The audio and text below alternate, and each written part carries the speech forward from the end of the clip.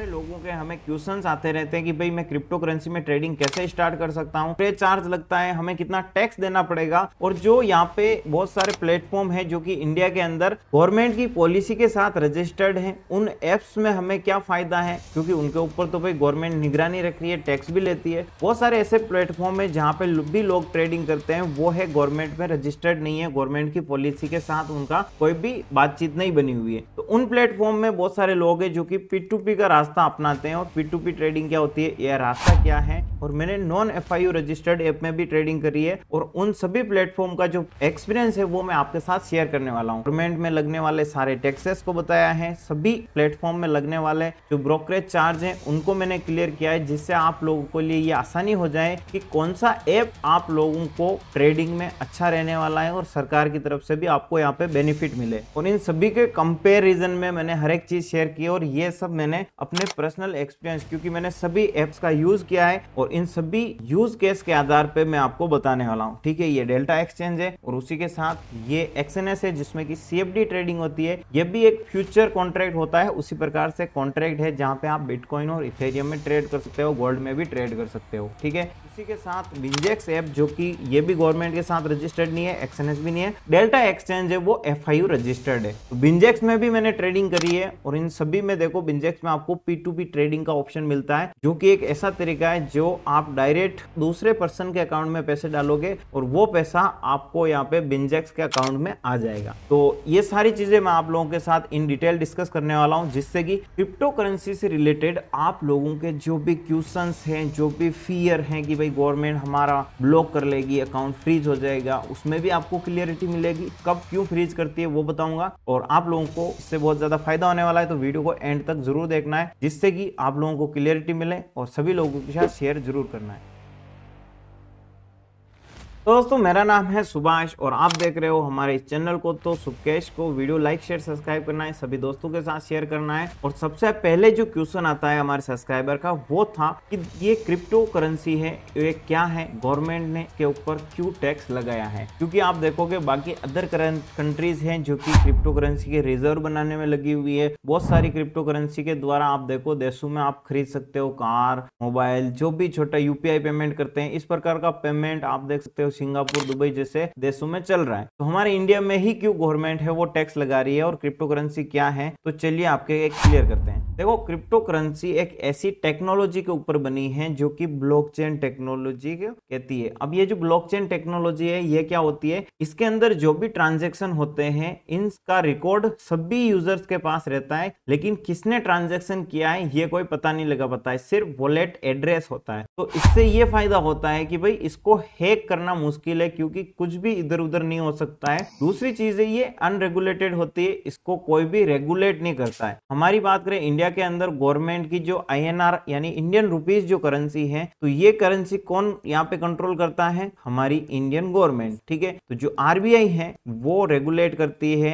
Indian rupees को, कितनी मात्रा बढ़ानी है, कम करना है, रेपो रेट कम ज्यादा करनी है, इन्फ्लेशन बढ़ गई तो क्या करना है। लेकिन क्रिप्टो करेंसी की जो प्राइजेस हैं या क्रिप्टो करेंसी है वो ओनली सप्लाई डिमांड के बेस पे चलती है। ठीक है, तो अब इसमें सबसे बड़ी चीज क्या है कि वॉलेटिलिटी सबसे ज्यादा हाई रहती है। अब वॉलेटिलिटी क्या होती है दोस्तों, वॉलेटिलिटी होती है बहुत ही कम टाइम में बहुत ज्यादा तेजी आना या फिर बहुत ही ज्यादा गिरावट होना, यानी ज्यादा उथल पुथल। ज्यादा उथल पुथल वाली मार्केट में पैसा बनाने की अपॉर्चुनिटी बहुत बड़ी है, लेकिन लॉस करने की अपॉर्चुनिटी उससे भी ज्यादा बड़ी है। जो नए ट्रेडर्स हैं जिनको भाई अच्छा नॉलेज नहीं है, काफी टाइम लगता है ट्रेडिंग सीखने में, एक्सपीरियंस गेन करने में और माइंडसेट को सेट करने में, तो यहाँ पे जो नए नए ट्रेडर्स आते हैं वो ड्रीम 11 के जैसे होते हैं, माइंडसेट की 1 रुपए लगाया और हम करोड़पति बन जाएंगे। उसी प्रकार से वो अपनी कैपिटल को ट्रेडिंग में डालते हैं और ऐसा सोचते हैं कि आज के आज वो ट्रेडिंग से करोड़ों कमा लेंगे। तो इसी माइंडसेट के चलते गवर्नमेंट ने आप समझिए कि क्रिप्टो करेंसी के ऊपर 35% टैक्स है वो लगा रखा है, जिससे कि कोई भी इंसान अगर क्रिप्टो करेंसी जो इंडिया के अंदर रह रहा है वो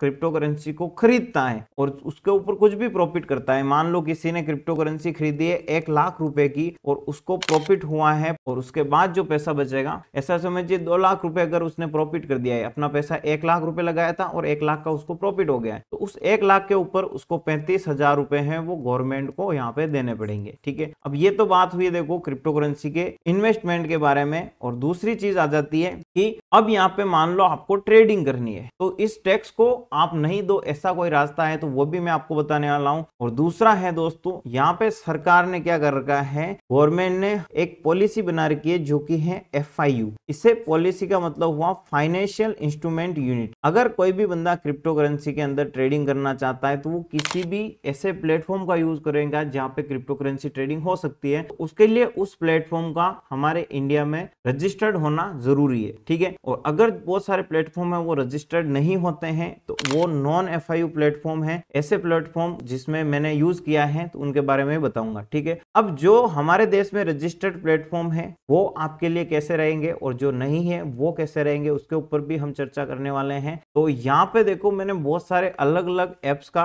यहाँ पे कंपैरिजन किया है, इसमें कि उनके चार्जेस के बारे में पता किया है और उनमें लगने वाले हमने टैक्स को भी यहाँ पे समझा है, क्योंकि ओवरऑल आपको जो है भाई प्रॉफिट के साथ टैक्स भी देना पड़ता है, ब्रोकरेज भी देना पड़ता है। तो हमें कम ब्रोकरेज वाला ऐसा प्लेटफॉर्म चुनना है जिसमें पैसा ज्यादा नहीं लगे और हमारा टैक्स भी यहाँ पे ज्यादा नहीं लगे, है ना। और हमारे लिए सेफ और सिक्योर वो रहेगा जो सबसे पहले FIU रजिस्टर्ड है। तो मैंने उन सभी ब्रोकर्स का यहाँ पे कंपेयर आपके साथ शेयर करने वाला हूँ। सबसे पहले देखो यहाँ पे है डेल्टा एक्सचेंज इंडिया का प्लेटफॉर्म। ठीक है, ये जो प्लेटफॉर्म है दोस्तों ये गवर्नमेंट के साथ FIU रजिस्टर्ड प्लेटफॉर्म है और इसके अंदर जो ट्रेडिंग में चार्जेस लगते हैं वो यहाँ पे देखिए मेकर फी होती है एक जो कि 0.03% होती है, दूसरी होती है टेकर फीस जो कि 0.05% होती है। अब ये से तो हमें भी समझ में नहीं आएगा, तो इसका एक और तरीका बताता हूँ। मैंने यहाँ पे एक एग्जांपल के लिए ये लिया है कि मान लो हमारे पास 100 रुपए है ना, हम यहाँ पे अगर ट्रेडिंग करना चाहते हैं तो हमें यहाँ पे बेनिफिट क्या मिलता है, हम यहाँ पे लीवरेज ले सकते हैं। अब ये लीवरेज बहुत ज्यादा फायदेमंद भी होता है, नुकसानदायक भी होता है, क्योंकि लोगों की जो कैपिटल है वो बहुत जल्दी उड़ सकती है। अब आप सिर्फ इतना समझिए कि हम अगर 25x का भी लीवरेज लेते हैं तो 100 रुपए लगाकर हम अपनी जो कैपिटल है उसे 25 गुना बढ़ा सकते हैं और इससे जो हमारी ट्रेड है वो 2500 रुपए की हो जाएगी मात्र 100 रुपए से। दूसरी एक और इंपॉर्टेंट चीज बता दूं कि डेल्टा एक्सचेंज इंडिया है, इसके अंदर जो होती है दोस्तों वो होती है डेरिवेटिव ट्रेडिंग। ठीक है, अब डेरिवेटिव ट्रेडिंग क्या होती है, डेरिवेटिव का मतलब होता है कि यहाँ पे आप क्रिप्टो करेंसी को खरीद रहे हो बेच रहे हो, ऐसा नहीं है, यहाँ पे आप उसके कॉन्ट्रैक्ट को खरीद रहे हो, समझ रहे हो। कॉन्ट्रैक्ट को क्या खरीद रहे हो, कॉन्ट्रैक्ट होते हैं फ्यूचर, जैसे निफ्टी 50 है तो आप निफ्टी 50 को नहीं खरीद सकते हो, तो आप निफ्टी 50 का कॉन्ट्रैक्ट खरीदते हो, फ्यूचर एंड ऑप्शन। इसी प्रकार से अगर आप यहाँ पे ट्रेडिंग करते हो तो डेल्टा एक्सचेंज के अंदर आप क्रिप्टो करेंसी को नहीं खरीद रहे हो बल्कि यहाँ पे डेरिवेटिव खरीद रहे हो जो कि यहाँ पे फ्यूचर एंड ऑप्शन है और ये एक तरीके के कॉन्ट्रैक्ट होते हैं। ठीक है, तो 35% जो गवर्नमेंट का टैक्स लगता है ना दोस्तों, वो पॉलिसी यहाँ पे फेल हो जाती। अब हमें गवर्नमेंट ने जो FIU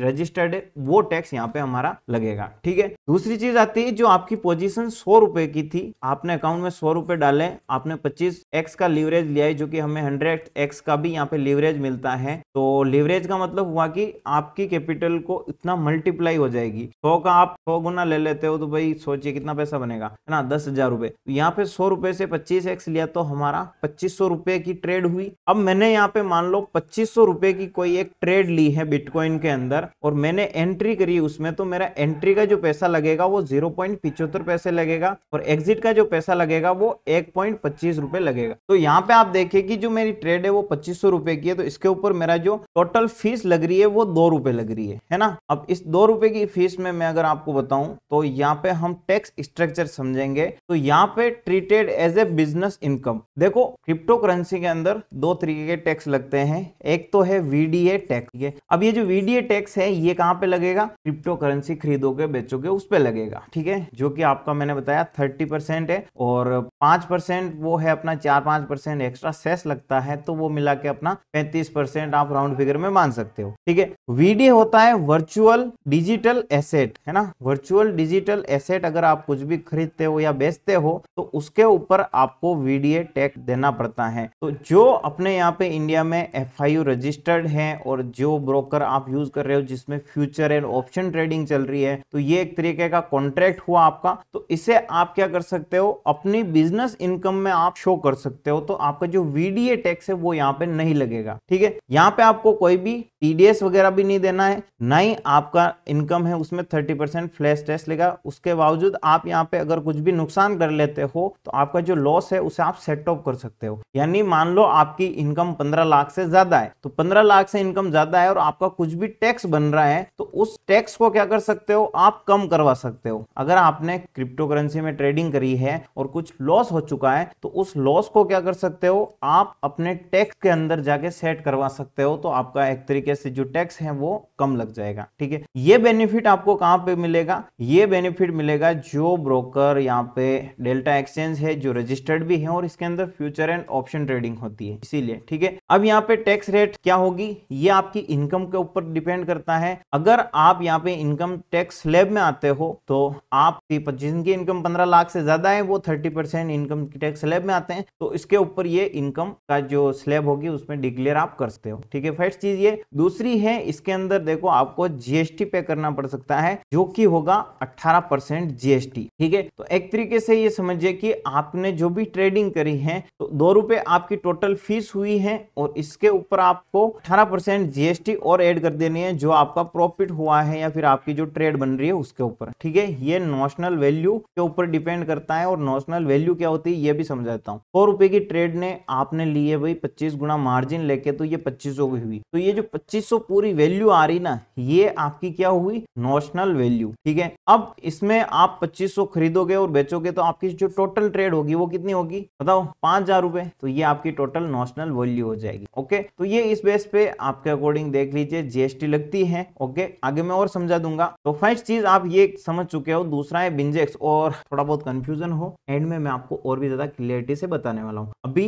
जो चीज आपको ज्यादा इंपॉर्टेंट है समझानी, वो मैं सारी चीजें डिस्कस कर रहा हूँ। दूसरा है दोस्तों बिंजेक्स प्लेटफॉर्म, जो बहुत सारे लोग हैं इस प्लेटफॉर्म पे भी ट्रेडिंग करते हैं। और बिंजेक्स प्लेटफॉर्म के ऊपर मैं आपको प्लेटफॉर्म बता देता हूँ, ठीक है। तो ये है देखो बिंजेक्स प्लेटफॉर्म, ठीक है। यहाँ पे बिटकॉइन जितनी भी क्रिप्टो करेंसीज है उन सभी क्रिप्टो करेंसी की ट्रेडिंग आप कर सकते हो। और यहाँ पे सभी क्रिप्टो करेंसी के डेरिवेटिव भी आपके सामने ऑप्शन आ जाएंगे, जो कि यहाँ पे देखो मैं फ्यूचर पे क्लिक करता हूँ तो मेरे सामने ये बिटकॉइन का फ्यूचर, एक्सआरपी का फ्यूचर आ, ठीक है। अगर मैं स्पॉट ट्रेडिंग करना चाहता हूँ तो मैं डायरेक्ट यहाँ पे बिटकॉइन को खरीद सकता हूँ यूएसडीटी के फॉर्म पे, इथेरियम को भी खरीद सकता हूँ, सोलेना, ये सारी चीज। तो हमें स्पॉट नहीं फ्यूचर ट्रेडिंग करनी है। और स्पॉट ट्रेडिंग यानी हमें डायरेक्ट खरीदना बेचना है, तो अपने इंडिया में भी ब्रोकर है उनके बारे में बता दूंगा। तो अभी देखो बिंजेक्स में अगर हमें ट्रेडिंग करनी है ना, मान लो मैंने बिंजेक्स में अपना अकाउंट ओपन किया है, तो अब मेरे को ट्रेडिंग करने के लिए फंड ऐड करना होगा। अब मैं फंड कैसे ऐड करूंगा, क्योंकि भाई ये तो अपने इंडिया में रजिस्टर्ड है ही नहीं है, एफआईयू रजिस्टर्ड नहीं है। तो फंड हम यहाँ तो यूपीआई के माध्यम से यूज करते हैं ना, फिर कोई ऑप्शन नहीं है। तो यहाँ पे एक ऑप्शन आता है दोस्तों, वो है P2P ट्रेडिंग। मैं यहाँ पे बाय क्रिप्टो क्लिक करूं तो यहाँ पे देखो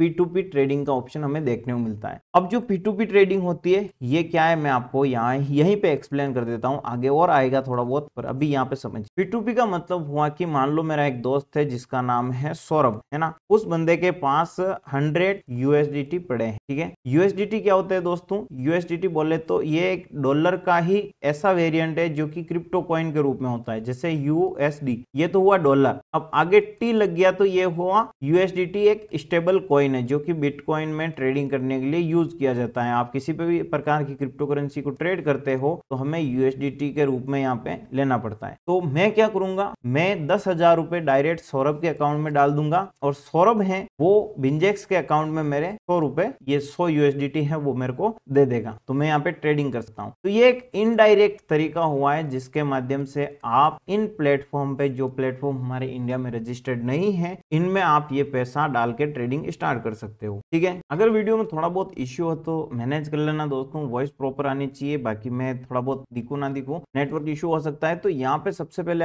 आपने ये समझ लिया है P2P ट्रेडिंग क्या होती है, इनडायरेक्ट तरीका है, लेकिन गवर्नमेंट की तरफ से ये एक लीगल तरीका है और इसमें गवर्नमेंट को पता कैसे चलता है। तो जब कभी भी हम बिंजेक्स या किसी भी प्लेटफॉर्म से USDT खरीदेंगे या बेचेंगे करेंगे तो हमें यहाँ पे देखो रजिस्ट्रेशन या केवाईसी की नीड होगी, तो हमें अपना डॉक्यूमेंट देना होगा। ठीक है कि भाई हमने कहीं पे भी आप जाओ, आपसे आधार कार्ड, पैन कार्ड कुछ भी मांग सकते हैं, आपका नाम पता वो सारी डिटेल्स आपको देनी होगी, तब जाके आप यूएसडीटी को खरीद और बेच सकते हो। ठीक है, तो इससे क्या होगा, इससे ये कि आपके अकाउंट में अगर कभी भी बड़ा ट्रांजेक्शन होता है तो यहाँ पे गवर्नमेंट आपको पकड़ पाएगी, पता लगा पाएगी। अगर हम बात करें तो ज्यादातर जो ट्रांजेक्शन है 50,000 से कम का अगर आपके पास कोई भी यहाँ पे ट्रांजेक्शन है तो कोई भी टेंशन लेने की बात नहीं है, गवर्नमेंट इतना ध्यान नहीं देगी। लेकिन धीरे धीरे अगर मान लो आपने यूएसडीटी इस प्लेटफॉर्म में डाला है, 20,000 रुपए आपने डाले है ना, 20,000 के यूएसडीटी आपको मान लो 200 यूएसडीटी मिले, अब आपने अच्छी ट्रेडिंग करी है इसमें और आपने इस पैसे को बना लिया है 70,000। ठीक है, तो 700 यूएसडीटी तक आप यहाँ पे पहुंच चुके हो। तो अब आप विड्रॉ करोगे मान लो 50,000 रुपए, 50,000 रुपए आप विड्रॉ करोगे तो गवर्नमेंट थोड़ा सोचोगे कि यार इसने अमाउंट काफी 50,000 रुपए डायरेक्ट कहां से आए, है ना। इतना भी ज्यादा यहाँ पे लोड नहीं है, लेकिन इससे ज्यादा और बड़ा अमाउंट होता जाएगा,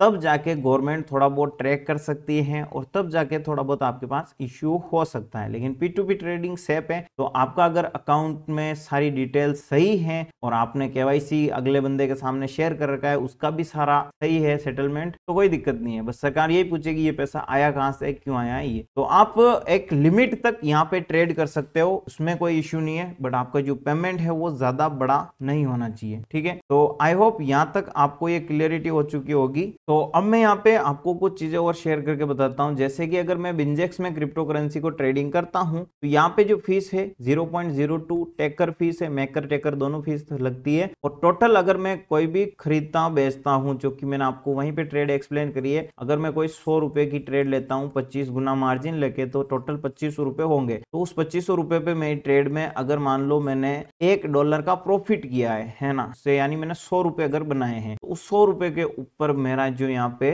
टोटल फीस लगने वाली है वो कितनी लगेगी, 1.75 पैसे। तो डेल्टा एक्सचेंज के अंदर 2 रुपए लग रहे थे, यहाँ पे 1.75 पैसे लग रहे हैं। और अब बात आती है यहाँ पे टैक्स स्ट्रक्चर की, तो यहाँ पे अगर हम बात करें तो treated as a VDA tax, यहाँ पे आपको जो टैक्स देना पड़ सकता है वो है वर्चुअल डिजिटल एसेट। गवर्नमेंट को कब टैक्स देना पड़ेगा, जब गवर्नमेंट को ये पता लगेगा कि हमने यहाँ पे ट्रेडिंग करी है, उस पैसे को विड्रॉ करेंगे तो बहुत बड़ा अमाउंट होगा, तब जाके यहाँ पे तुरंत हमारा जो पैसा है वो नहीं कटेगा तुरंत, ना ही हमें कोई टैक्स देना पड़ता है। लेकिन अगर हम डेल्टा एक्सचेंज की बात करें तो यहाँ पे जैसे ही आपकी ट्रेड क्लोज होगी तो आपकी ट्रेड के अंदर से ब्रोकरेज कट जाएगा और 18% जो जीएसटी है वो आपकी यहाँ पे कट जाएगी। ठीक है, तो ये चीज आपको जरूर ध्यान में रखनी चाहिए। उसके बाद जो आपका इनकम एक नॉर्मल इनकम में ही ये काउंट होगी। ठीक है, तो चलिए नेक्स्ट, यहाँ पे लॉस सेटअप नहीं कर सकते हो आप, अगर कुछ भी लॉस कर दिया है तो भाई वो लॉस ही है आपका। 1% टीडीएस आपको देना पड़ेगा अगर आप क्रिप्टो करेंसी से इंडियन रुपीज में ट्रांजेक्शन करते हो 10,000 से ज्यादा,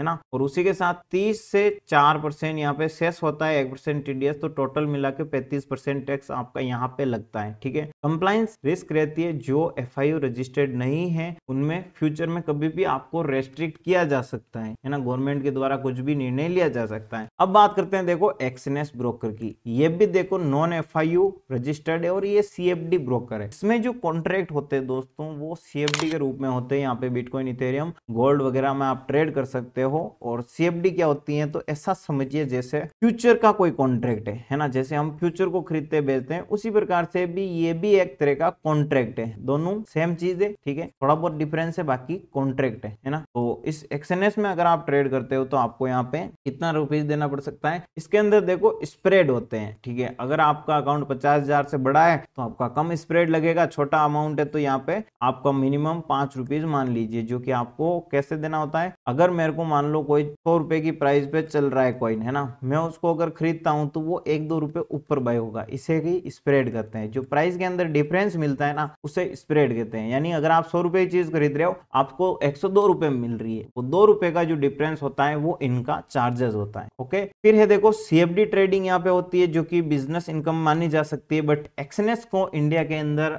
इलीगल में डाल रखा है। ठीक है, तो ये एक तरीके से आप लोगों को ना ही बिजनेस इनकम का फायदा होगा और इसके अंदर आप एक्सएनएस में जो पैसा है वो ऐड नहीं कर सकते हो, ना ही यूपीआई का तरीका है, ना ही P2P का तरीका है। इसमें जो तरीका है वो एक ही तरीका है, आप किसी दूसरे एक्सचेंज से करेंसी के फॉर्म में पैसा ला सकते हो। ठीक है, वो तरीका मैं आपको बता सकता हूं, लेकिन अभी आप समझिए ये आपके काम का नहीं रहा है। P2P USDT ट्रेडिंग जिसके बारे में मैंने आपको बताया है, इसमें आपको एक तरीके का स्टेबल कॉइन है जिसे बाइनेंस का यूज करके या बिंजेक्स का यूज करके आप इधर उधर पैसा कर सकते हो, और ये बस एक तरीके का कॉइन खरीदना ही है ना। अपने इंडिया के अंदर बात करें तो इंडिया का जो दूसरा प्लेटफॉर्म आता है वो कॉइन डीसीएक्स आता है। अब ये कॉइन डीसीएक्स का जो प्लेटफॉर्म है दोस्तों, इस प्लेटफॉर्म में भी आप क्या कर सकते हो, इसमें आप सभी प्रकार की ट्रेडिंग कर सकते हो। जैसे कि आपको अगर फ्यूचर ट्रेडिंग करनी है तो आप किसी भी कॉइन क्रिप्टो करेंसी का फ्यूचर खरीद और बेच सकते हो। उसी के साथ आप स्पॉट में भी क्रिप्टो करेंसी को खरीद और बेच सकते हो। इसके अंदर कितना टैक्स लगता है दोस्तों, तो देखो इसके अंदर भी आपको सेम 0.02% मेकर फीस लगती है, 0.05% टेकर फीस लगती है। तो यहाँ पे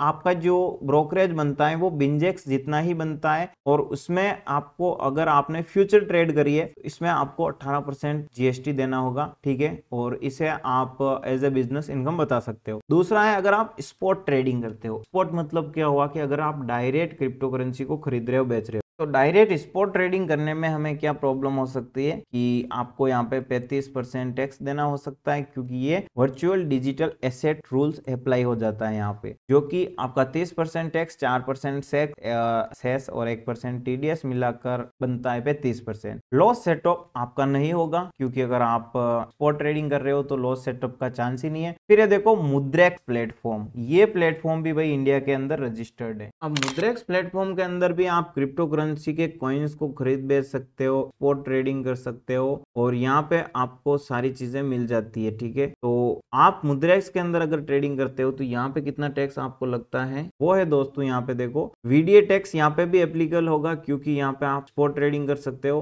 अगर आप फ्यूचर में ट्रेड करना चाहते हो तो दोस्तों बहुत लिमिटेड यहाँ पे आपको एक्सेस मिलेगी और 10 गुना लीवरेज मिलेगा, इससे ज्यादा नहीं मिलेगा। 10x मतलब आप 100 रुपए से सिर्फ 1000 रुपए की ट्रेड ही ले सकते हो। फिर है यहाँ पे अगर एंट्री और एग्जिट कर सकते हो तो 12.5 रुपए तक यहाँ पे आपका जो टैक्स है वो बन सकता है। तो यहाँ पे अब मैं ओवरऑल आपको सारे ब्रोकर का एक साथ बता देता हूँ, जिससे कि आपने अभी तक जो जाना है वो एक बार रिवाइंड हो जाए और एक क्लियरिटी मिल जाए कि भाई हमें करना क्या है। अब देखो अगर हम यहाँ पे देखें तो डेल्टा है, इसके अंदर आपको यहाँ पे बताता हूँ, अगर 100 रुपए की आप इन सभी ब्रोकर के अंदर ट्रेड लेते हो और सभी के अंदर आप मान लो 25x का लीवरेज लेते हो, तो टोटल आपने 2500 रुपए की ट्रेड ली है। और एग्जाम्पल के लिए आप मान लो यहाँ पे 1 यूएसडी यानी 100 रुपए का प्रॉफिट करते हो, तो उस टोटल प्रॉफिट के ऊपर जो आज माने 1 यूएसडी मानो आप, तो देखो 85 रुपीज के बराबर, ठीक है, 85 रुपीज के बराबर चल रहा है, तो मैं 85 से यहाँ पे काउंट कर रखा है। आप मान लो 100 रुपए लगा के 85 रुपए का प्रॉफिट करते हो, तो आपको डेल्टा एक्सचेंज में 2 रुपए की फीस देनी पड़ेगी, और आपका जो टोटल प्रॉफिट बचेगा वो 83 रुपए का होगा। आपका जो टैक्स स्लैब है गाइस वो स्लैब के अकॉर्डिंग लगेगा, यानी आपकी इनकम अगर 15 लाख से ज्यादा है तो आपको टैक्स पे करना पड़ेगा, जो भी आपकी इनकम में ऐड होता है ना। तो इसमें कोई दिक्कत नहीं है, क्योंकि जो इनकम है उसी का टैक्स लग रहा है, ज्यादा बड़ा कुछ है नहीं है, ओके। और जिनकी 15 लाख से कम है उनको देने की जरूरत नहीं है। दूसरा है दोस्तों यहाँ पे फाइनल अमाउंट आपका 58 रुपीज यहाँ पे बचता है, जो कि आपका ये टैक्स है ये कट जाता है, ठीक है। अब अगर आप देखो तो यहाँ पे ये इनकम टैक्स वाला टैक्स नहीं मानो तो 18% जीएसटी तो आपको यहाँ पे देना पड़ेगा। तो कुल मिला के 10-12 रुपए 15 रुपए का ये डिफरेंस आपको मिल सकता है, या टोटल ऐसा मान लिया 20 रुपए आपका यहाँ पे टैक्स है वो देना पड़ेगा। दूसरा है देखो बिंजेक्स का ये प्लेटफॉर्म, जिसका अगर हम यूज करें, जो कि P2P के माध्यम से इसमें ट्रेडिंग कर सकते हैं, तो इसके अंदर मान लो हमने कोई ट्रेड लिए और उसमें 85 रुपए बनाए हैं, तो हमें यहाँ पे जो फीस देनी पड़ेगी वो 1.75 रुपीज, 2 रुपए के आसपास, 25 पैसे कम है बाकी, ठीक है। और ये नेट प्रॉफिट बचता है, वीडीए टैक्स के अंदर ये आ जाता है तो देना है, गवर्नमेंट पकड़ लेगी तो, नहीं पकड़ेगी तो ठीक है। और इस प्रकार से टोटल यहाँ पे 54 रुपए का प्रॉफिट होता है। एक्सएनएस के अंदर आप अगर ट्रेडिंग करते हो तो आपका जो 85 रुपए है उसमें से 5 रुपए आपकी फीस जाएगी, नेट प्रॉफिट आपका 80 रुपए बचेगा। इनकम टैक्स के अंदर आते हो तो आपको 56 रुपए का नेट प्रॉफिट होगा। फिर है मुद्रेक्स, जो कि अपने इंडिया का प्लेटफॉर्म है, इसके अंदर आप ट्रेड करते हो तो फीस आपकी 12.5 रुपए होने वाली है, नेट प्रॉफिट 72 रुपए आपका बचेगा। और ये वीडीए टैक्स के अंदर आता है तो